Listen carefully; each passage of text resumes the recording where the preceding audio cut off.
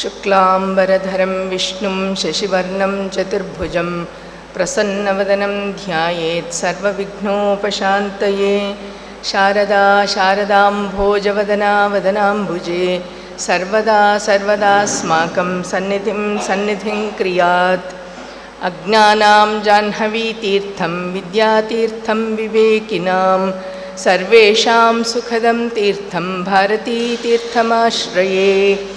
विद्याविनयसम्पन्नं वीतरागं विवेकिनं वन्दे वेदान्ततत्त्वज्ञं विधुशेखरभारतीं। पर्तीश्वरमहादेव दिव्यज्ञानप्रदायक वाक्शक्तिं ज्ञानशक्तिं च देहि मे मार्गदर्शक। नमोऽस्तु रामाय सलक्ष्मणाय देव्यै च तस्यै जनकात्मजायै। नमोऽस्तु रुद्रेन्द्रयमानिलेभ्यो नमोऽस्तु चन्द्रार्कमरुद्गणेभ्यः। కైకేయి తన వరాల గురించి దానికి సంబంధించి విషయాలన్నింటినీ కూడా చెప్పింది. రాముడు ఇక అక్కడి నుంచి బయలుదేరాడు. ఆ సందర్భంలో రాముడు దశరథ మందిరం నుండి భవనం నుండి బయటికి వస్తుంటే అక్కడున్న వారందరూ గొల్లుగొల్లున ఏడవడం మొదలుపెట్టారు. అందుకోసం శ్రీరామచంద్రుడు తల్లి కౌసల్యాదేవి దగ్గరికి వెళ్తున్నాడు. వెళ్తూ చాలా నిశ్వసనలు అంటే నిట్టూర్పులు విడుస్తున్నాడు. ఒక చక్కటి శ్లోకం అది. రామస్తు భృషమాయస్తు నిశ్వసన్నివ కుంజరః జగామ సహితో భ్రాత్ర మాతురంతఃపురం వశీ. వెంటనే లక్ష్మణుడు ఉన్నాడు. ఆ లక్ష్మణునితో కూడా వెళ్తున్నాడు. ఇక్కడ ఒక చోట శ్లోకం చివరిలో వశీ అని చెప్తున్నారు, ఇక్కడ ఆయాసపడిపోతున్నాడు అని చెప్తున్నారు. దుఃఖాయాసం. అదేమిటి అంటే రాముడికి రాజ్యం పోయింది, అడవులకు పోవాల్సి వస్తుంది అనేటువంటి వేదన కాదు. అక్కడున్నటువంటి స్త్రీలందరూ కూడా పరిచారకులు, స్త్రీలు మొదలైనటువంటి వాళ్ళందరూ ఏడుస్తుంటే వాళ్ళ ఏడుపుకు తాను కారణమైనట్టు దానిని ఆపలేకపోయినందుకు బాధపడుతున్నాడు.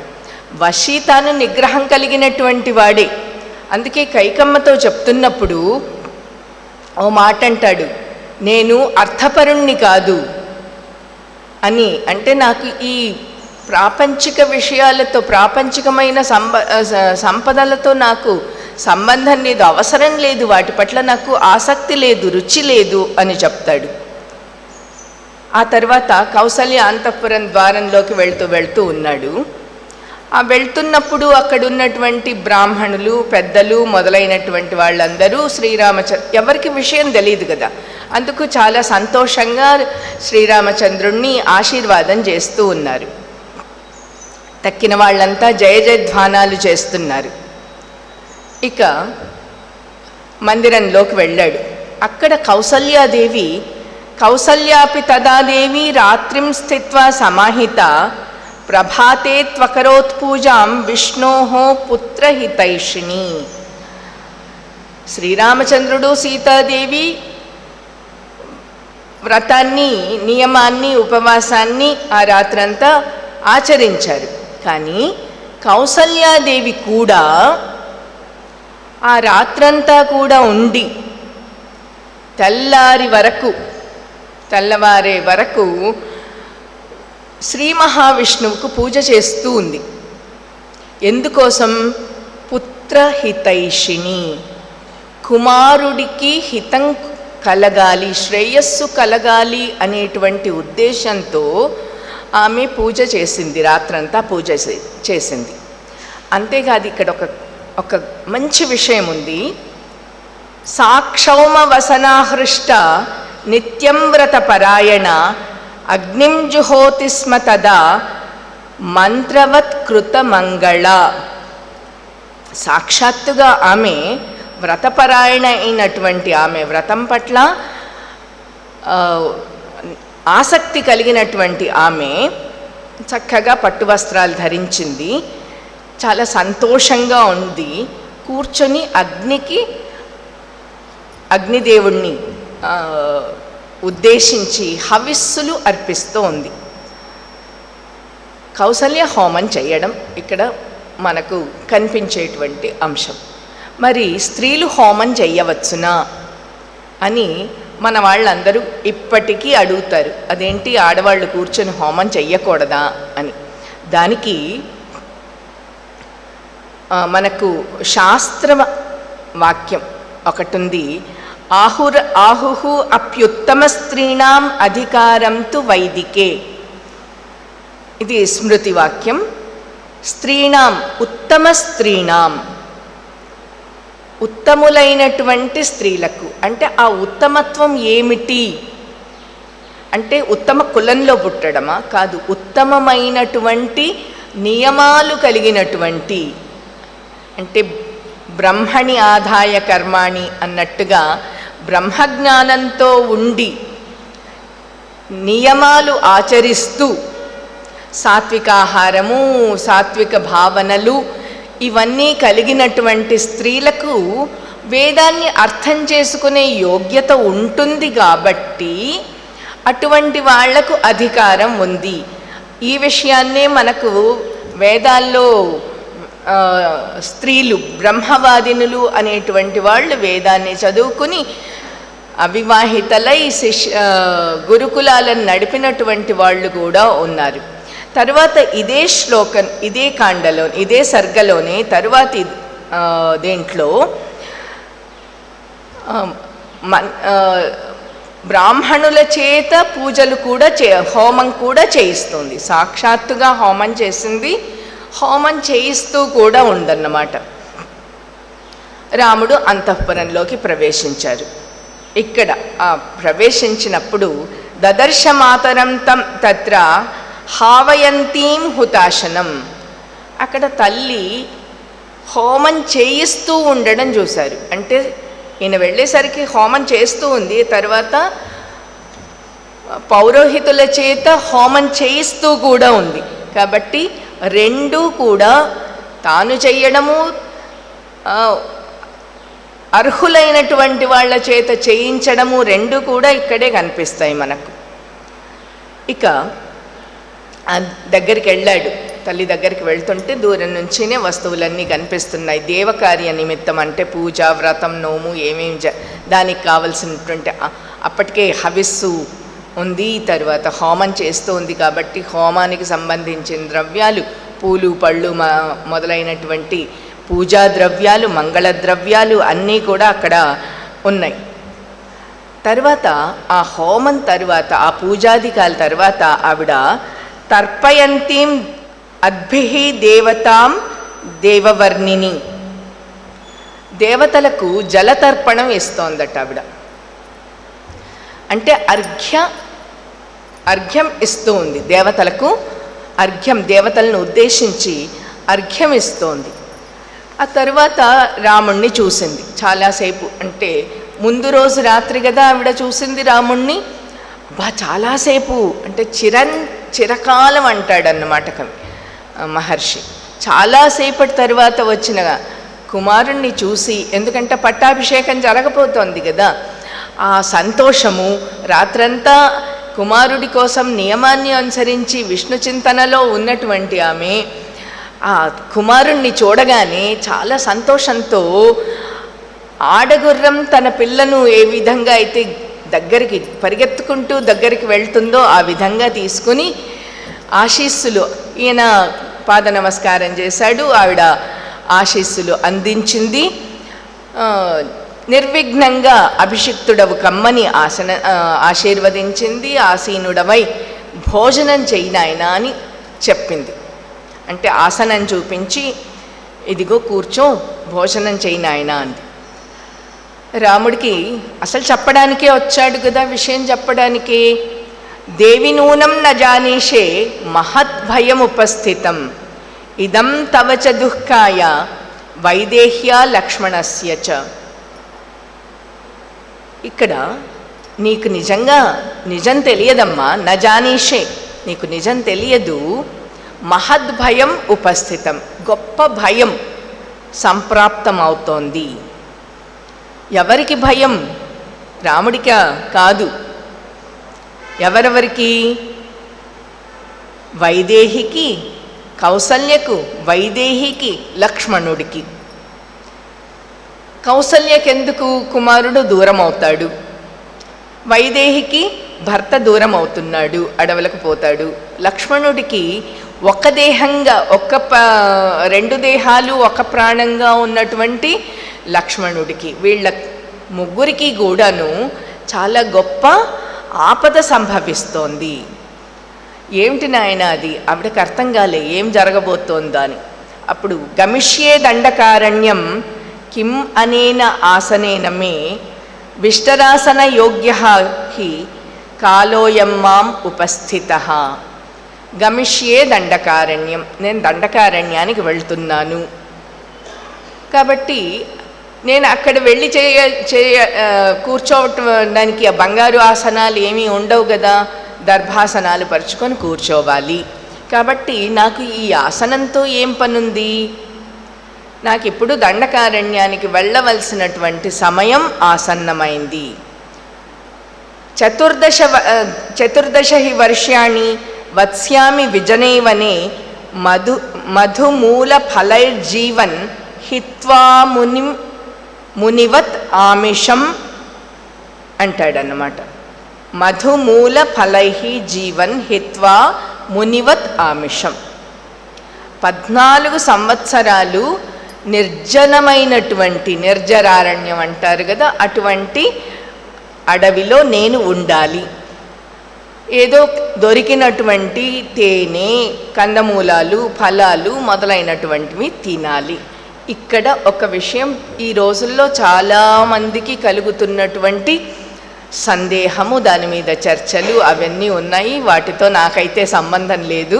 నాకు తెలిసినటువంటి విషయాన్ని ఇక్కడ చెప్తున్నాను. మునివత్, మునిలాగా, ఆమిషం హిత్వా, మాంసవర్జన చేసి నేను నివసించాలి.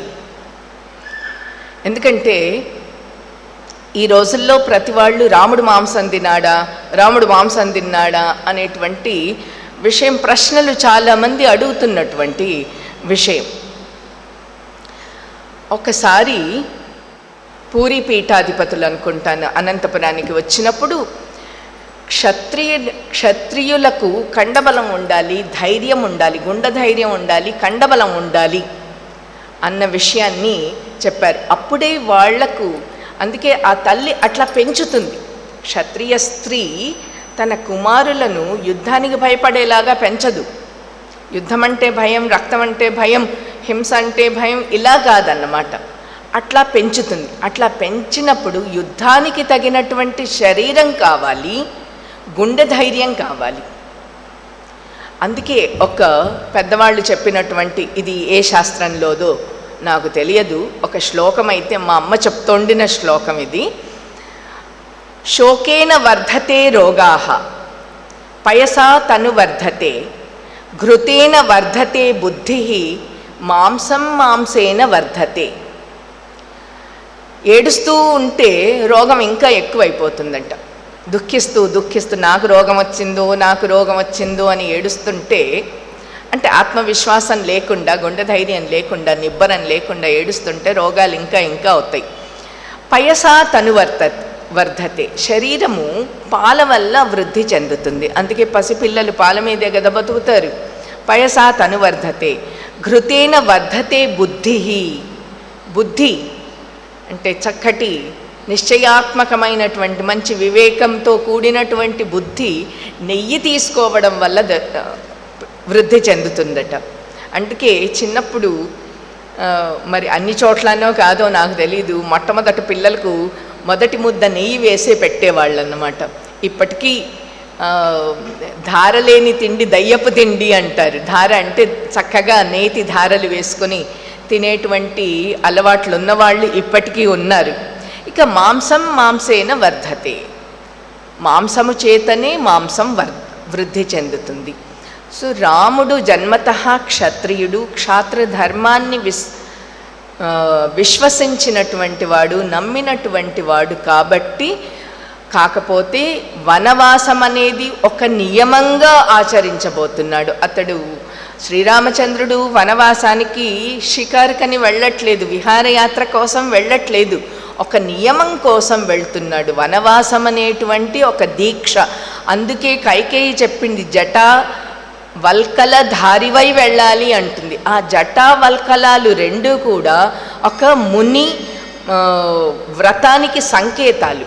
కాబట్టి జటావల్కల ధారి అయి వెళ్తున్నాడు కాబట్టి, మునివృత్తిని అవలంబించనున్నాడు కాబట్టి, దానికి తగినట్టుగా, ఆ నియమానికి తగినట్టుగా మునివలని ఆహార నియమాదులను కూడా పాటించబోతున్నాడు అన్న సంగతి మనకి ఇక్కడ తెలుస్తుంది. ఆ తర్వాత ఇంకొక శ్లోకంలో మనకు అరణ్యకాండలో వేరుగా ఉంది సందర్భం, అది వేరు. ప్రస్తుతం ఇక్కడున్న సందర్భం అయితే ఇది.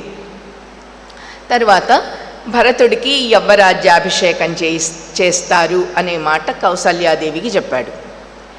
ఆ మాట వినంగానే పాపం రాత్రంతా ఉపవాసం చేసింది, రాత్రంతా పూజ చేస్తోంది, నియమంతో ఉంది, ఆనందంగా పట్టు వస్త్రాలు కట్టుకొని పూజలు చేస్తున్నటువంటి ఆ కౌసల్యమాత ఇంకాసేపట్లో రాముడు రాజ్యాభిషిక్తుడు అవుతాడు అన్న సందర్భంలో ఈ మాట గొడ్డలి పెట్టులాగా అయింది. గొడ్డలితో నరికితే ఒక పెద్ద సాలవృక్షం, పెద్ద వృక్షం మద్ది చెట్టు ఏ విధంగా అయితే నేల కొరిగిపోతుందో, అరటి చెట్టు ఏ విధంగా అయితే నేలకు పడిపోతుందో ఆ విధంగా ఆవిడ కుప్పకూలిపోయిందన్నమాట. ఆ బాధ అది. అంటే తాను అనుకున్నటువంటిది ఒకటైతే జరిగింది మరొకటి. శ్రీరామచంద్రుడు ఆమెను పైకి లేవదీశాడు. ఆవిడ ఇంకా తన బాధనంతా చెప్పుకోవడం మొదలుపెట్టింది. ఇక ఆ సందర్భంలో కొడుకుతో కాకుండా ఇంకెవరితో చెప్పుకుంటుంది? ఇంతవరకు ఎవరితోనూ ఆవిడ తన ఆవేదనను పంచుకునేటువంటి అవకాశమే రాలేదు. చాలా కాలం సంతానమే పుత్ర సంతానం, కుమార్తెను దత్తుకి ఇచ్చేశారు, పెంచుకోవడానికి ఇచ్చేశారు. సంతానం లేకపోవడం వల్ల చాలా బాధలు పడ్డారు. ఆ సంతానం లేకపోవడం వల్లనే దశరథుడు ఔరసుడు లేని కారణంగా ఇంకో వివాహం చేసుకోవాల్సి వచ్చింది. అటువంటిది ఆవిడ ఎంతో నియమనిష్టలు, వ్రతాలు, నోములు, ఉపవాసాలు ఇవన్నీ చేసి ఒక సత్సంతానాన్ని పొందింది. ఆవిడ అంటుంది, సంతానమే లేకపోతే ఒక బాధ, ఒకటే బాధ, అయ్యో పిల్లలు పుట్టలేది అనేటువంటిది ఒకటే బాధ ఉంటుంది. కానీ ఇటువంటి సత్సంతానం కలిగిన తరువాత ఇటువంటి వేదనను భరించడం చాలా కష్టం అంటుంది. ఇక ఎప్పుడూ తన ఆవేదనను బయటపెట్టని ఆమె, నాయన భర్త అధికారంలో అంటే దశరథ మహారాజు చక్రవర్తిగా ఉన్న ఈ రోజు వరకు నేనెప్పుడూ సుఖపడ్డది లేదు. ఎందుకంటే మహారాజుకు కైకేయి అత్యంత ప్రియురాలైనటువంటి భార్య. నేను అందరికంటే శ్రేష్ఠురాలను, కానీ నా సవతులందరూ కూడా నన్ను చులకనగా చూసేవాళ్ళు, సూటిపోటి మాటలు మాట్లాడేటువంటి వాళ్ళు. ఇంకా ఇప్పుడు ఈ సమయంలో నీవు వనవాసానికి వెళ్తున్నావంటే ఇప్పటికే నేను చాలా భరించాను, ఇప్పుడు ఆ దుఃఖం మరింత అధికమైపోయింది. నీ ప్రత్యక్షంలోనే అంటే గుణవంతుడైనటువంటి కొడుకు, రేపు పట్టాభిషిక్తుడయ్యేటువంటి కొడుకు ఉన్నాడు, కౌసల్యకున్నాడు, రేపు పొద్దున రాజవుతే ఆమె రాజమాత అవుతుంది అనేటువంటి సందర్భంలో కూడా తిరస్కారాన్ని పొందింది. అటువంటప్పుడు రాజ్యాభిషేకమే లేదు, వనవాసానికి వెళ్తాడు అనేటువంటి స్థితిలో ఇక మున్ముందు భవిష్యత్తులో ఆవిడ పరిస్థితి ఎట్లా ఉంటుంది? ఇంతవరకు కూడా ఆవిడ స్థానం ఏమిటి? ఆవిడ పట్టమహిషి, కైకేయి పట్టమహిషి. అటువంటిది కైకేయి దాసీల కంటే కూడా తక్కువ స్థితిలో ఉంది. అంటే ఆమెను అంత చులకనగా చూస్తున్నారు. కైకేయి దాసీల కంటే తక్కువ. ఎందుకు? భర్త ఆదరాన్ని పొందలేకపోయింది. భర్త ఆదరాన్ని ఎందుకు పొందలేకపోయింది? కైకేయి కారణంగానే నిన్న చెప్పుకున్నాం.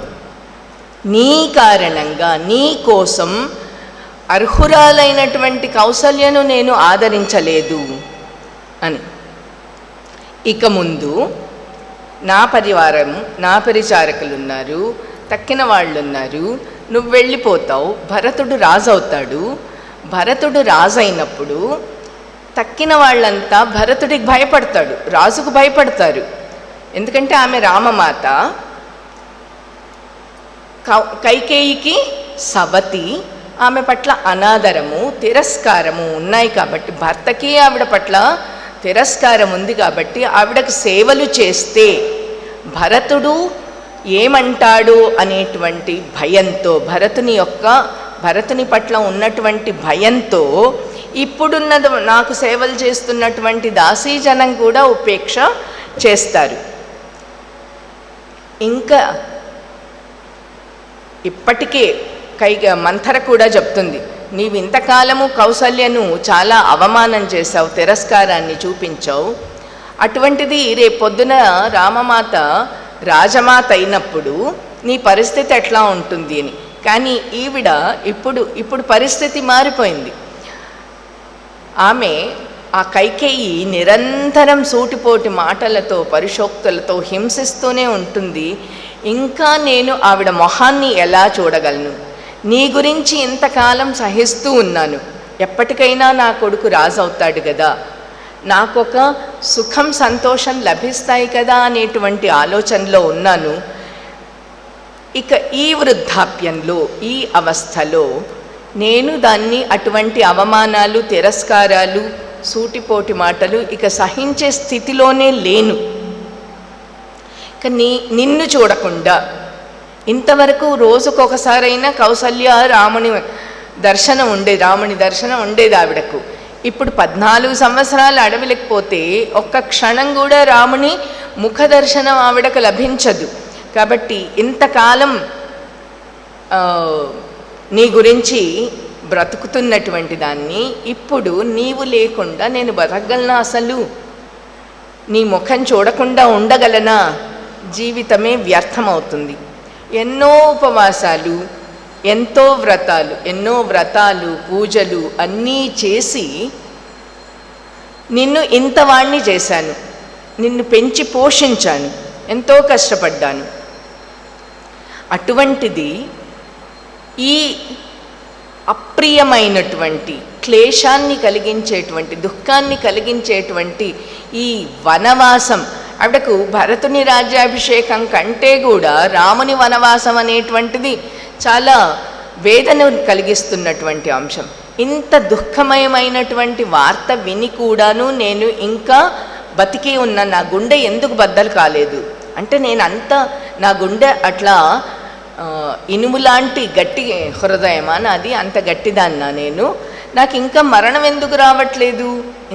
ఇంత స్థితిలో ఉండి, ఇంత దుఃఖ స్థితిలో ఉండి నాకు ఇంకా మరణం ఎందుకు రాలేదు? పోనీ స్వేచ్ఛామరణం అంటే అత్యంత దుఃఖంలో ఉన్నప్పుడు నేను చనిపోవాలి అనుకుంటే కొందరికి, అంటే తపశ్శక్తితో ఉన్నవాళ్ళు స్వేచ్ఛామరణాన్ని పొందుతారు. ఇప్పుడు నాకు ఈ దుఃఖ స్థితిలో స్వేచ్ఛామరణం రావట్లేదే, వచ్చుంటే నేను కూడా యమలోకానికి వెళ్ళేవాణ్ణి కదా. ఒక పెద్ద పులి, ఒక క్రూర మృగము ఒక చిన్న జింక పిల్లని చూసి లాక్కొని వెళ్ళినట్టు ఆ యమధర్మరాజు, ఆ మృత్యుదేవత నన్నెందుకు ఇంకా లాక్కెళ్లకుండా ఇట్లాగే చూస్తోంది అని చాలా ఆవేదనను పొందింది. అటువంటి కౌసల్యాదేవి బాధను చూసి లక్ష్మణుడు ఆగలేకపోయాడు, అసలే ఆవేశపరుడు. రాముడంటే మహాప్రీతి, అదేవిధంగానే రామమాత అయినటువంటి కౌసల్యాదేవి పట్ల కూడా లక్ష్మణుడికి ఆరాధన. వెంటనే ఆ కోపంతో, చాలా ఉద్రేకంతో అంటాడన్నమాట, ఒక స్త్రీ మాటకు లొంగిపోయి రాజు ఏ విధంగా నిన్ను రాజ్యాన్ని విడిచిపోమ్మంటాడు? అసలు నాకు ఈ విషయం, ఈ మాటే నచ్చడం లేదు, నాకు కూడా ఇష్టం లేదమ్మా అంటాడు. ఒక స్త్రీ మాట విని మహారాజు నిన్ను రాజ్యం నుండి వెళ్ళిపో అని ఎలా చెప్తాడు? పంపడానికి ఒక కారణం ఉండాలి కదా. నిన్న కూడా అనుకున్నాం, ఒకడిని రాజ్య బహిష్కారం చెయ్యాలి అంటే తీవ్రమైనటువంటి అపరాధం చేసినప్పుడు రాజ్య బహిష్కారం అనేటువంటిది శిక్ష, రాజ్యం నుండి వెళ్ళగొట్టడం. కానీ ఇప్పుడు రాముడు, ఇంత గుణవత్తుడైనటువంటి రాముడు ఏం దోషం చేశాడు, ఏం అపరాధం చేశాడు అని అతన్ని అడవులకు పంపిస్తాడు. అయినా బుద్ధున్నవాడెవడైనా, అంటే ధర్మబుద్ధి ఉన్నటువంటి వాడు, ధర్మాత్ముడైనటువంటి వాడు ఎవడైనా ఇంత గుణవత్తుడైనటువంటి గుణావతంసుడైనటువంటి కుమారుణ్ణి అలా వదిలేసుకుంటాడా? ఇవన్నీ చాలా ఉద్వేగంతో లక్ష్మణుడు అంటున్నటువంటి మాట. ఇంకా అంటాడు, నా చేతిలో ధనుస్సుంది, బాణాలున్నాయి, నాకు భుజాలున్నాయి, ఈ 4 ఉండంగా, ధనుర్ధారి అయి నేను ఉండంగా నిన్ను రక్షిస్తూ ఉంటే ఎవరడ్డం వస్తారన్నయ్య? నువ్వే రాజ్యం చేయడానికి తగిన వాడవి, నీ రాజ్యాన్ని నువ్వు తీసుకో, ఒకళ్ళు ఇచ్చేదేంటి, నిన్ను పంపించేదేంటి అంటాడు. ఒకవేళ ఎవరైనా అడ్డం వచ్చారా చూస్తాను, ఈ మొత్తం అయోధ్య నగరాన్ని నిర్మానుష్యం చేస్తాను. ఆ నిర్మానుష్యం చేసిన తర్వాత పాలించేది ఏమిటి అంటే లక్ష్మణుని ఆవేదన కోపం రూపంలో ఆ విధంగా వ్యక్తం చేస్తున్నాడు అన్నమాట. ఒకవేళ భరతుని పక్షం వాళ్ళు వస్తే, అడ్డొస్తే వాళ్ళను కూడా నేను చంపేస్తానంటాడు. అయినా ఏ కారణంతో, ఏ హక్కుతో దశరథుడు కైకేయికి రాజ్యాన్ని ఇస్తాడు, ఆవిడ తీసుకుని వెళ్ళి కొడుక్కిస్తుంది? ఎందుకంటే ధర్మబద్ధమైనటువంటి మార్గాన్ని అనుసరిస్తే జ్యేష్ఠసుతుడు గుణోత్తరుడైనప్పుడు, గుణవంతుడైనప్పుడు రాజ్యాన్ని ఇవ్వాలి. గుణవంతుడు కాకపోతే, ఎవరైతే అర్హుడు, యోగ్యుడు, గుణవంతుడు, ప్రజాభిమానాన్ని చొరగొన్నాడో వాడికి ఇవ్వాలి. ప్రస్తుతం అన్ని విధాల అర్హుడైనటువంటి రాజు కావలసినటువంటి వాడు రాముడు. ఇటువంటి సమయంలో కైకేయి ఎట్లా రాజ్యాన్ని తీసుకుంటుంది? కైకేయికి ఎలా ఇచ్చేశాడు? నీతో నాతో, లక్ష్మణుడు అనేది నీతో నాతో వైరం పెట్టుకుని భరతునికి రాజ్యం ఇచ్చే శక్తి ఇతనికి ఎక్కడుంది? శక్తి అంటే ముసలివాడయ్యాడు కాబట్టి మనిద్దరము ధనుర్ధారులము, పరాక్రమవంతులము, మనతో వైరం పెట్టుకుంటాడు. నిజంగానే తండ్రిని, వీలైతే తండ్రిని చంపేస్తానని కూడా అంటాడు. పాపం రాముడు అతన్ని శాంతపరుస్తాడు. కాదయ్యా అని. భాసుని ప్రతిమా నాటకంలో మాట వినంగానే నేను ఇప్పుడే పోయి ఆ కైకేయిని చంపేస్తానంటాడు. రాముడు శాంతింపజేస్తాడన్నమాట. ఇంకా సత్యం మీద, ధనుస్సు మీద, దాన యాగాల మీద ఒట్టు పెట్టి చెప్తున్నాడు లక్ష్మణుడు. ఏమిటి అంటే, ఏదైనా విపత్తు జరగాలంటే, రాముడికి ఏదైనా విపత్తు జరుగుతుందంటే దానికి రాముడి కన్నా ముందు నేనుంటాను. అంటే నేను రక్షకుడిగా ఉన్నాను రాముడికి. రాముడు ఒకవేళ అడవిలోకి వెళ్ళాలి అంటే రాముడి కంటే ముందు నేను అడవికి వెళ్తాను. రాముడు అగ్నిలో దూకాల్సి వస్తే రాముడి కంటే ముందు నేను అగ్నిలో దూకుతాను. అంతేకాని రాముడికి ఎటువంటి ఆపద కలగనీయను, రక్షిస్తూ ఉంటాను. అమ్మ కౌసల్య, నీ దుఃఖాన్ని నేను తొలగిస్తాను అంటాడు. అన్నయ్య నాకు ఆజ్ఞ ఇవ్వు అంటాడు. కానీ కౌసల్య అంటుంది, చూడు నాయనా రామ, లక్ష్మణుని మాటలు విన్న తర్వాత ఆలోచించు, కొంచెం చేయాల్సింది ఏదైనా, దీనికి తగినట్టుగా తర్వాత చేయాల్సినది ఏదైనా ఉంటే దాని ప్రకారం చెయ్యి అంటుంది. ఎందుకంటే ధర్మాన్ని తెలిసినటువంటి వాడవు నువ్వు. నీకు తండ్రి మాట ఎంత ముఖ్యమో తల్లి మాట కూడా అంతే ముఖ్యం. నువ్వు ఇక్కడే ఉండి మాతృసేవ చేసుకో. నీకు మాతాపితృ శుశ్రూష చేయడం ధర్మం. సరే, నువ్వు అడవికి వెళ్తే ఎవరికి శుశ్రూష చేస్తావు అంటే తల్లి తండ్రి బతికి ఉండంగా వాళ్లను గాలికి వదిలేసి నువ్వు అడవికి వెళ్ళి నీ ధర్మం, పితృవాక్య పరిపాలన ఇది నా ధర్మం అంటూ చేయడంలో ఏదైనా న్యాయం ఉందా? తగినటువంటి విషయమేనా? అందుకని ఒక పురాణ కథను కూడా చెప్తుంది ఆవిడ. శుశ్రూషు జననీం పుత్ర స్వగృహే నియతో వసన్ పరేణ తపసా యుక్తః కాశ్యపః త్రిదివం గతః. శుశ్రూషు జననీం పుత్ర స్వగృహే నియతః వసన్. నాయన, ఇంటిలోనే ఉంటూ కాశ్యపుడైనటువంటి, అంటే కశ్యప ప్రజాపతి పుత్రుడు, ఇక్కడ కశ్యప ప్రజాపతి పుత్రుడు గరుత్మంతుడు. గరుత్మంతుడు నియతంగా కద్రువ వినత వీళ్ళిద్దరి మధ్య కలిగినటువంటి ఘర్షణ, తద్వారా అంటే మనకు పురాణ కథలోకి వెళ్తే వాళ్ళిద్దరూ వ్యాహ్యాళ్ళకి వెళ్ళినప్పుడు ఒక తెల్లటి గుర్రం అక్కడ కనిపిస్తే, అక్క చూడు ఎంత చక్కగా గుర్రం ఎంత తెల్లగా ఉందంటే, ఆవిడ అసూయతోటి కాదు ఆ గుర్రం తోక మాత్రం నల్లగా ఉంది, అది ఏం విచిత్రమో అన్నప్పుడు తన కొడుకులకు చెప్పి కద్రు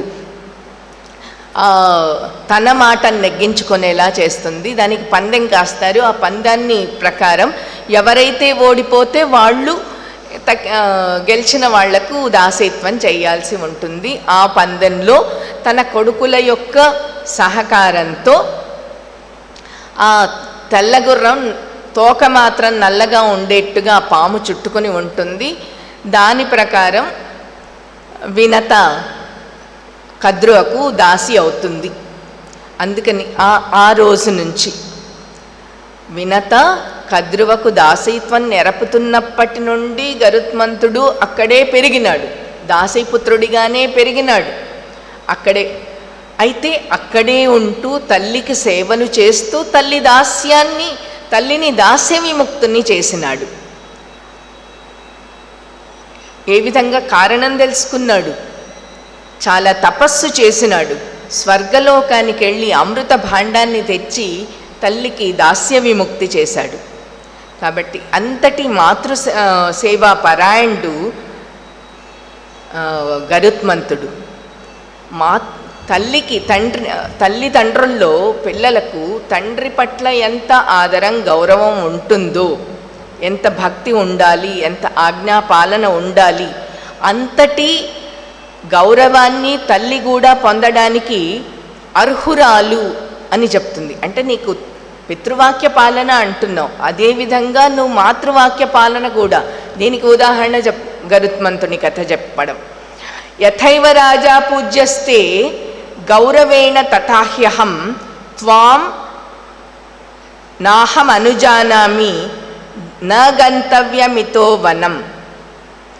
యథైవ రాజా పూజ్యతే, ఏ విధంగా అయితే నీకు దశరథ మహారాజు పూజింపదగినవాడు, గౌరవేణ గురుత్వ భావనలు, గౌరవం గురువు యొక్క భావన, గురు అంటే పెద్ద, గౌరవం అనేటువంటి భావనతో నువ్వు తండ్రిని ఏ విధంగా గౌరవిస్తున్నావో అదేవిధంగానే నేను కూడా.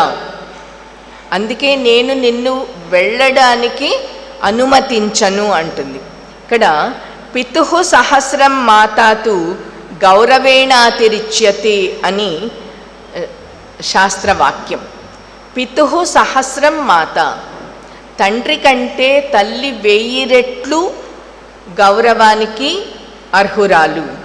అందుకే యక్ష ప్రశ్నల్లో ధర్మరాజు అడుగుతాడు, భూమి కంటే గొప్పది ఏది, బరువైనది, గురువైనది, భారమైనది ఏది, గౌరవించదగినది ఏది అన్నప్పుడు నాస్తి మాతృ సమాఛాయ నాస్తి మాతృ సమాగతిం నాస్తి మాతృ సమం త్రాత నాస్తి మాతృ సమాప్రియ. తల్లిని మించిన నీడ, అంటే తల్లి యొక్క ఛాయలో ఉన్నప్పుడు శిశువుకు క్షేమం ఉంటుంది, రక్షణ ఉంటుంది. తల్లి కంటే వేరే గతి లేదు. తల్లి పరమాగతి. తల్లిని మించినటువంటి మంత్రము లేదు, తల్లిని మించినటువంటి స్నేహితురాలు కూడా లేదు అని ధర్మరాజు చెప్తాడు. అందుకే మనవాళ్ళు కూడా నమాతు పరదైవతం అని కూడా ప్రస్తావించారు. కాబట్టి ఇటువంటి నన్ను విడిచి నువ్వు అడవికి పోతే ముందు నేను అనుమతి ఇయ్యను. తల్లి అనుమతి లేకుండా రాముడు కదలడానికి లేదు. తండ్రి పొమ్మంటున్నాడు, తల్లి వద్దంటుంది. ఇది పరిస్థితి. ఎందుకంటే తల్లి అనుమతి లేకుండా ఆయన వెళ్ళడానికి లేదు కాబట్టి ఆమెను ఒప్పించి వెళ్ళాలి. మనకు ఇప్పటికీ కూడా సన్యాసాశ్రమ స్వీకారానికి తల్లి అనుమతిని అవశ్యంగా భావిస్తారు. తల్లి అనుమతించిన తరువాత సన్యాసాశ్రమ దీక్షను తీసుకోవడం జరుగుతుంటుంది.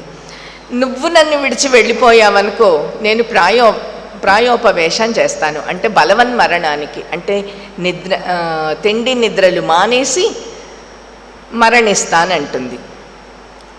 అందుకు రామచంద్రుడు ఒప్పించాలి కదా, తల్లి అనుమతి పొంది అడవికి వెళ్ళాలి. అందుకు నాస్తి శక్తి పితుర్వాక్యం సమతిక్రమితుం మమ. అమ్మ, తండ్రి మాటను, పితుర్వాక్యం తండ్రి మాటను అతిక్రమించడానికి నాకు శక్తి లేదు. ఎందుకంటే కైకేయి ముందే చెప్పింది, నీ తండ్రి యొక్క ధర్మాన్ని నీవు నిలపవలసి ఉంది, రక్షించాల్సి ఉంది. లేకపోతే నీ తండ్రి అసత్యవాది అవుతాడు. కాబట్టి ఇప్పుడు తండ్రి మాటను నేను అతిక్రమించడానికి నాకు అవకాశమే లేదు, శక్తి కూడా లేదు. తండ్రి మాట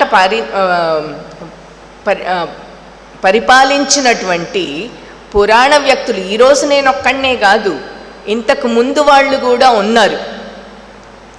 సగర కుమారులు యజ్ఞాశ్వాన్ని ఇంద్రుడు హరించినప్పుడు కపిల మహర్షి ఆశ్రమంలో అది ఉంటుంది. అయితే భూమి అంతటా ఆ సగరపుత్రులు 10,000 మంది కూడాను యజ్ఞాశ్వం కోసం వెతికి భూమండలాన్ని అంతా వెతుకుతారు, దొరకలేదు. సగరుడు ఆజ్ఞాపిస్తాడు భూమినంతా తవ్వమని. తండ్రి మాట మేరకు సగరపుత్రులంతా కూడా భూమిని తవ్వి అశ్వాన్ని కనుక్కున్నారు ఎక్కడ ఉన్నది. జమదగ్ని మహర్షి తల్లి తన శివపూజకు ఆలస్యం చేసింది అనేటువంటి విషయంతో కోపాన్ని పొంది తల్లిని చంపేయమన్నాడు. జమదగ్ని మహర్షి భార్య రేణుక నది నుంచి కావలసినటువంటి పూజా ద్రవ్యాలకు అవసరమైనటువంటి అభిషేక జలాన్ని తీసుకొని వస్తున్నప్పుడు ఆలస్యం అవుతుంది. కోపించినటువంటి జమదగ్ని తల్లిని నరికేయమంటాడు, తల్లి శిరచ్ఛేదనం చేయమంటాడు. పరశురాముడు తండ్రి మాటను పాటించి రేణుకాదేవి శిరచ్ఛేదం చేస్తాడు. నా మాట విన్నందుకు నీకు చాలా గర్వంగా ఉంది, నీకు గొప్ప వరాన్ని ఇస్తాను, కోరుకోమంటే నా తల్లిని బతికించమన్నాడు. అది అటు పితృవాక్యాన్ని పరిపాలించినాడు, తన తల్లిని కూడా పొందినటువంటి వాడు. ఈ విధంగా మరికొన్ని ఉదాహరణలతో లోకంలో నేనొక్కడినే కాదు, చాలామంది పూర్వులు ధర్మపరులైనటువంటి వాళ్ళు పితృవాక్యను, తండ్రి ఆజ్ఞను పాటించినారు. వాళ్ళకి ఎటువంటి దోషము కలగలేదు. అంటే నా మాట వినకపోవడం నీకు తగినటువంటిది కాదు, ఇది కూడా అధర్మమే అంటుంది. అందుకని ఇది దోషం కాదు. ఇక లక్ష్మణునితో రామచంద్రుడు అంటాడు, తల్లికి సమాధానం చెప్పాడు. ఇక లక్ష్మణుడికి కూడా శ్రీరామచంద్రుడు సమాధానం చెప్తున్నాడు. ధర్మో హి పరమోలోకే ధర్మే సత్యం ప్రతిష్ఠితం ధర్మే సంశ్రితమేతచ్చ పితుర్వచనముత్తమం. ధర్మమే, లోకంలో ధర్మమే అత్యంత ఉత్తమమైనటువంటిది. ధర్మంలోనే, నిన్న కూడా ఈ విషయం చెప్పుకున్నాం, ధర్మంలోనే సత్యం ఆశ్రయాన్ని పొందుతోంది. సత్యాన్ని ఆశ్రయించి ధర్మాన్ని ఆశ్రయించి సత్యం, రెండు కూడా పరస్పరం ఆశ్రితాలై ఉన్నాయి సత్యధర్మాలు. కాబట్టి ధర్మం సంశ్రితమేతత్, ఈ సత్యం ధర్మాన్ని ఆశ్రయించుకుంది. కాబట్టి మనం పితుర్వచనం ఉత్తమం, తండ్రి మాటను పాటించడం ఉత్తమమైనటువంటిది. ధర్మాన్ని ఆశ్రయించినటువంటి వాడు ఎవరైనా సరే తండ్రికి, తల్లికి, బ్రాహ్మణునికి ఇచ్చిన మాట తప్పరాదు. ధర్మబద్ధుడైనటువంటి వాడు, ధార్మికమైనటువంటి జీవితాన్ని గడుపుతున్నటువంటి వాడు తల్లికి, తండ్రికి, బ్రాహ్మణునికి ఇచ్చిన మాట తప్పరాదు. ఇప్పుడు తండ్రికి మాట ఇచ్చాడు, తండ్రి నేరుగా చెప్పలేదు, కైకేయి ద్వారా చెప్పించడం జరిగింది, కానీ తండ్రికి మాట ఇచ్చాడు. ఇప్పుడు మొదట తండ్రికి మాట ఇచ్చాడు, తర్వాత తల్లి ప్రస్తావిస్తోంది, నీవు చేస్తున్నటువంటి నన్ను విడిచిపోవడం ధర్మం ఎట్లా అవుతుంది అన్నది. కానీ తండ్రికి, తల్లికి ఇచ్చినటువంటి మాట నిలుపుకోవాలి. అందుకని తల్లికి ఇంకా మాట ఇవ్వలేదు, తండ్రికి మాట ఇచ్చాడు, తల్లికి మాట ఇవ్వలేదు. కానీ తల్లి అనుమతి పొందాలి కాబట్టి ఆమెను ఊరడించడానికి, ఆమెను ఒప్పించడానికి ప్రయత్నం చేస్తున్నాడు. ఈ విషయాలు చెప్పిన తర్వాత, నాయన లక్ష్మణ, నువ్వు శాంతించు, నువ్వు నాకు చాలా ఆత్మీయుడవు, ధర్మబద్ధమైనటువంటి జీవనం గడపవలసి ఉంది అన్న సంగతి చెప్పి లక్ష్మణుణ్ణి శాంతింపజేసి తల్లిని అనుమతిని కోరినాడు. తప్పకుండా నేను అడవి నుండి తిరిగి వస్తా. ఏ విధంగా అయితే యయాతి మహారాజు స్వర్గభ్రష్టుడై మళ్ళీ స్వర్గానికి వెళ్తాడు, స్వర్గభ్రష్టుడై మళ్ళీ స్వర్గానికి వెళ్ళినట్టుగా నేను కూడా అయోధ్య నుండి వెళ్ళి తిరిగి అయోధ్యను చేరుకుంటాను. యయాతి మహారాజు గొప్ప తపస్సు చేయడం వల్ల మనం ఇంతకుముందే కాస్త ప్రస్తావించుకున్నాం కాబట్టి స్వర్గానికి వెళ్ళాడు. ఆ తపస్సు చేత ఇంద్రుడు సంతోషించి స్వర్గంలో స్థానం కల్పించాడు. కానీ అక్కడ తనంతటి తపస్సంపన్నులు లేరు అని అక్కడి వాళ్ళందరినీ తిరస్కరించడం చేత, అవమానించడం చేత ఇంద్రుడు అతన్ని స్వర్గం నుంచి బహిష్కరించాడు, తోసేశాడు. అయితే మళ్ళీ అతడు తన తపశ్శక్తి చేత, తన తపస్సుతోటి తాను చేసినటువంటి తప్పును తెలుసుకుని ప్రాధేయపడి తిరిగి స్వర్గంలో స్థానాన్ని పొందాడు. అయితే స్వర్గాన్ని ఇక్కడ రాముడు తప్పు చెయ్యలేదు, రాముడు ఆకరించలేదు, కాబట్టి దానికి దీనికి ఏమిటి పోలిక అనుకుంటే, స్వర్గం లాంటి అయోధ్య అక్కడి నుంచి వెళ్తున్నాడు. యయాతి మహారాజు తిరిగి స్వర్గానికే చేరుకున్నాడు. అపరాధం వల్ల వెళ్ళాడా మరొకట అని కాదు, ఇక్కడ అపరాధంతో కాదు, తండ్రి ఆజ్ఞతో వెళ్తున్నటువంటి వాడు.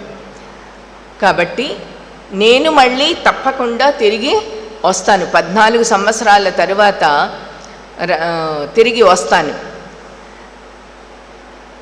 అయితే ఇంకా ఆవిడ దుఃఖం పోవట్లేదు. నేను కూడా నీతో పాటు వస్తాను, నన్ను కూడా తీసుకెళ్ళు అంటుంది. నిన్ను చూడకుండా ఉండలేనంటుంది కదా, నన్ను కూడా తీసుకెళ్ళు అంటే రాముడు అంటాడు, ధర్మార్థ కామా ఖలు తాత లోకే సమీక్షిత ధర్మ ఫలోదయేషు తే తత్ర సర్వేస్యు అసంశయం మే భార్యేవ వశ్య అభిమత సుపుత్ర.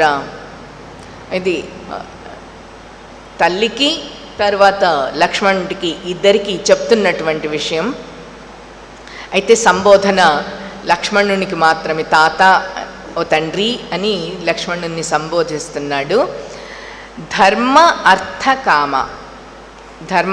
కామాలు బాగా ఆలోచిస్తే ధర్మఫలోదయేషు, ధర్మఫలాన్ని ఇవ్వడంలో ధర్మమే ప్రధానమైనటువంటిది.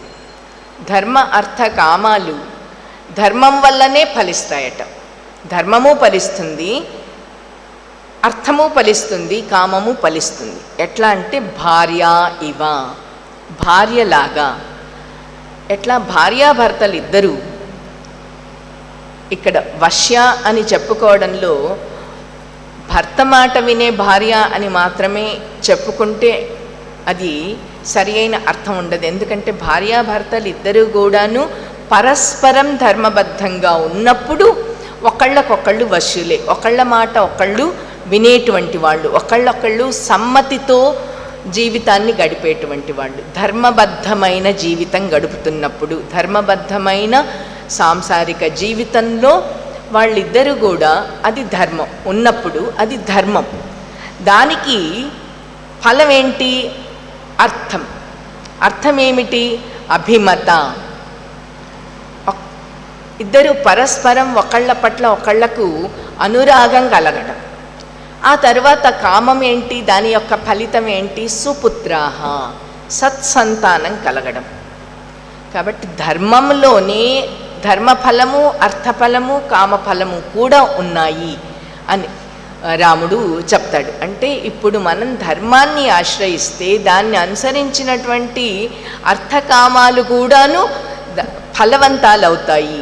కాబట్టి కేవలం అర్థానికి ప్రాధాన్యం ఇచ్చేటువంటి వాడు, కేవలం అర్థానికి, ధర్మాన్ని వదిలిపెట్టి అర్థానికి ప్రాధాన్యం ఇచ్చేటువంటి వాడు లోకంలో అందరి చేత ద్వేషింపబడతాడు, అందరి ద్వేషానికి పాత్రుడవుతాడు. తర్వాత కేవలం కామాన్ని అనుభవించేటువంటి, కామాన్ని అర్థించేటువంటి వాడు మూర్ఖుడు, అంతకంటే కూడా నిష్ప్రయోజనమైనటువంటి జీవితాన్ని అనుభవిస్తాడు. కామం ధర్మబద్ధంగా ఉండాలి, అర్థం ధర్మబద్ధంగా ఉండాలి. ఇది మొదటి రోజున కూడా చెప్పుకున్నాం. మనకు భగవద్గీతలో కూడా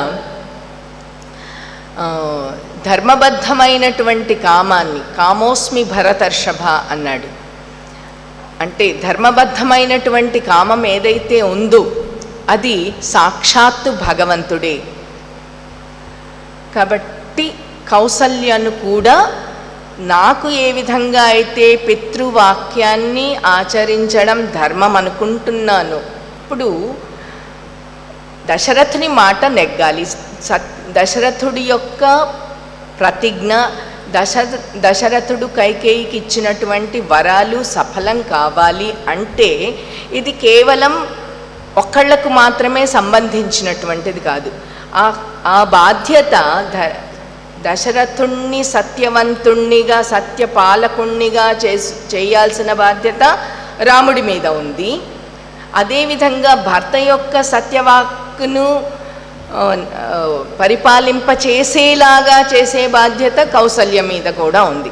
ఇక్కడ పితృవాక్య పాలన అనడంలో తండ్రి యొక్క వాక్యం ఏదైతే ఉందో, శపథం ఏదైతే ఉందో, వరాలు ఏదైతే ఇచ్చాడో దానిని సఫలం చెయ్యాలి. ఆ వరాలు సఫలం ఎప్పుడవుతాయి? వీళ్ళు సహకరించినప్పుడు మాత్రమే సఫలమవుతాయి. రాముడు కానీ కౌసల్య కానీ వాళ్ళు అనుకూలించినప్పుడు మాత్రమే సఫలమవుతాయి. కాబట్టి ఇప్పుడు నాకెంత బాధ్యత ఉందో, తండ్రి యొక్క ధర్మాన్ని నిలపడంలో నా బాధ్యత ఎంత ఉందో, భర్త యొక్క ధర్మాన్ని నిలిపేటువంటి బాధ్యత నీకు కూడా ఉంది, అదే ధర్మం అని చెప్తాడు. లక్ష్మణుని కూడా ఓదారుస్తూ, నాయన ఈ రోషం, ఈ శోకం అంతా వదిలిపెట్టు, ధైర్యంగా ఉండాలి, గుండె నిబ్బరం తెచ్చుకో. ఎందుకంటే సత్యః సత్యాభినందశ్చేత్ నిత్యం సత్యపరాక్రమః పరలోక భయాద్భీతః నిర్భయోస్తు పితా మమ. తండ్రికి పరలోకంలో భయం ఉండకూడదు. నిర్భయః అస్తు. పరలోకాన్ని గురించిన భయం ఎప్పుడు? అసత్యవాది అయినప్పుడు భయం కలుగుతుంది. అసత్యవాది అయినప్పుడు దశరథుడికి పరలోకంలో ఎటువంటి స్థానం ప్రాప్తిస్తుంది అనేటువంటి భయం ఉంటుంది. అటువంటి నా తండ్రికి భయం లేకుండా నీవు కూడా సహకరించు అంటాడు. ఇంకా నేను జటలు ధరించి, వల్కలాలు ధరించి అడవులకు పోతే కైకేయికి మనశ్శాంతిస్తుంది. అయితే ఇది కైకేయి కావాలని చేస్తున్నటువంటిది కాదు కదా. కైకేయి చేస్తున్నటువంటి ఈ పని, నన్ను అడవికి పంపాలి అన్నటువంటిది ముందుగా అనుకున్నది కాదు, ఆ క్షణానికి అనుకున్నది. కాబట్టి ఇది దైవం, విధి వల్లనే కైకేయి ఆ విధంగా చేస్తుంది. కశ్చదైవేన సౌమిత్రే యోద్ధుం ఉత్సాహతే పుమాన్ యస్య న గ్రహణం కించిత్ కర్మణాన్యత్ర దృశ్యతే. ఎవరయ్యా ఓ లక్ష్మణ, విధితో, దైవం అంటే ఇక్కడ విధితో ఎవడయ్యా యుద్ధం చెయ్యాలనుకుంటాడు? లోకంలో ఎవడైనా యుద్ధం చేస్తాడా? విధితో చెయ్యలేడు. దాన్ని నిగ్రహించడం అంటే విధివశాత్తు జరిగే విషయాన్ని ఆపడానికి కూడాను సాధ్యం కాదు. ఏ పని చేత, కర్మణ, లౌకికమైనటువంటి ఈ కర్మణ చేత విధిని ఆపడానికి కూడా సాధ్యం కాదు. కాబట్టి ఇది జరగాల్సి ఉంది, ఇట్లా జరిగింది, కైకేయి ఇట్లా నన్ను అడవులకు పంపడం అన్నది కేవలం విధివశాత్తు సంభవిస్తున్నది. సుఖదుఃఖే భయక్రోధౌ లాభాలాభౌ భవాభవౌ యచ్చ కించిత్ తథాభూతం నన్ను దైవస్య కర్మతత్. లోకంలో ఒక మనిషి జీవితంలో సుఖం కానీ దుఃఖం కానీ, భయం కానీ కోపం కానీ, లాభం కానీ నష్టం కానీ, పుట్టడం కానీ పోవడం కానీ, పుట్టకుండా ఉండడం కూడా, ఏదైతే ఈ విధంగా తథాభూతం ఏది ఎట్లా జరుగుతోందో అట్లా జరుగుతున్నప్పుడు అదంతా కూడా దైవమైనటువంటి విధివశాత్తు కలిగేటువంటి కర్మయే కానీ మరొక్కటి కాదు. అందుకే ఈ విషయాన్ని నేను గ్రహించాను. నా తల్లి కౌసల్య ఈ విషయాన్ని ఇంకా గ్రహించడం లేదు, ఆవిడ దుఃఖంలో ఉంది. నాకు వ్యాహతేష్వభిషేకేమే పరితాపోన విద్యతే. నా అభిషేకానికి విఘ్నం కలగడం వల్ల, ఈ కారణాల వల్ల, అంతా సర్వం విధివశాత్తుగా జరుగుతోంది, ఎవరు ఏది కావాలని చేసినటువంటిది కాదు. కాబట్టి ఈ విషయం సత్యం తెలిసినటువంటి వాడను కాబట్టి నాకు దుఃఖం కలగడం లేదు. నా పట్టాభిషేకానికి భంగం కలిగింది అని నేను ఈరోజు వేదన చెందాల్సిన అవసరం లేదు. ఆ మాట వింటే ఇక రాముడికి కోపం ఇంకా ఎక్కువైపోయింది. ఎందుకంటే విధి అంటున్నావే, విధి అనేటువంటిది శక్తిహీనులు మాట్లాడే మాట అంటాడు. అంటే చేతగాని వాళ్ళు విధి, దైవం ఇట్లా మాటలు, మా కర్మ ఇట్లాంటి మాటలు మాట్లాడతారు. నువ్వేంటి ఇట్లా అంటున్నావు? చూస్తే నువ్వు కొంచెం బాగా గ్రహించు, ఆలోచించు. దశరథుడు కైకేయి ఇద్దరు ముందే పన్నాగం పన్నినారు నిన్ను అడవులకు పంపించాలని. లేకపోతే ఇంతకాలం ఇన్ని వందల సంవత్సరాల్లో వరాలు గుర్తు లేనిది ఇప్పుడు గుర్తుకు రావడం ఏంటి? అది నమ్మదగినటువంటి విషయమేనా? కాబట్టి వాళ్ళిద్దరూ ముందే కూర్చొని ప్రణాళికను ఏర్పాటు చేసుకున్నారు. నీకేమో ధర్మం పేరుతో మోహం కలుగుతోంది, అందుకే నువ్వు చెప్పేటువంటి ఆ ధర్మాన్ని నేను ద్వేషిస్తున్నాను, నీ ధర్మాన్ని నేను అంగీకరించడం లేదు, సమ్మతించను. వాళ్ళు కుయుక్తులతోనే నిన్ను పంపించేయడానికి ఏర్పాటు చేసుకున్నారు. ఇంకా అంటాడు, దైవం పురుషకారేణ యహ సమర్థః ప్రభాధితుం న దైవేన విపన్నార్థః పురుషః సోవసీదతి. దైవం పురుషకారేణ యహ సమర్థః ప్రభాధితుం. ఎవరైనా మానవుడు పురుషకారేణ, పురుష ప్రయత్నంతో ఆ విధిని అడ్డగించడానికి సమర్థుడవుతాడు. మానవ ప్రయత్నంతో అంటే అంతా విధి అని. అందుకే మనకు ఒక సామెత ఉంది కదా, గాల్లో దీపం పెట్టి దైవమా నీవే దిక్కు అంటే ఎట్లా ఉంటుంది, పురుష ప్రయత్నమే లేకుండా అన్నది. అందుకే దశరథుడు అట్లాంటి పురుష ప్రయత్నానికి ప్రాధాన్యం ఇస్తున్నాడు. రాముడు చెప్పిన ధర్మాన్ని ఒప్పుకోలేదు అతను. అందుకు పురుష ప్రయత్నం లేకుండా శక్తి లేనివాడు విధి అంటాడు. పురుష ప్రయత్నంతో ఆ విధిని బాధించేటువంటి వాడెవరైనా సరే దైవేన విపన్నార్థ నా అవసీదతి సహా, అటువంటి వాడు దైవం అనేటువంటి పేరుతో కలిగేటువంటి నాశనాన్ని పొందడు అంటారు. దీని గురించి వ్యాఖ్యాతలు ఏమి చెప్పారు అన్న విషయం పెద్దగా అక్కడ నాకు కనిపించలేదు, నేను చదివినంత వరకు కనిపించలేదు. దీన్ని లక్ష్మణ్ మాటగా ఇట్లాగే తీసుకుందాము. ఇక కైకేయి దశరథులు ఇద్దరి ఆశకు నేనే విఘ్నాన్ని కలిగిస్తానంటాడు. అంటే నిన్ను ఇక్కడి నుంచి కదలనియ్యను, నీకు అడ్డం వచ్చిన వాళ్ళని చంపేస్తాను. ఆ విధంగా దశరథుడికి కైకేయికి ఒక ఆశ ఉంది. ఏది? భరతుణ్ణి రాజుగా చెయ్యాలి అనేటువంటి ఆశ.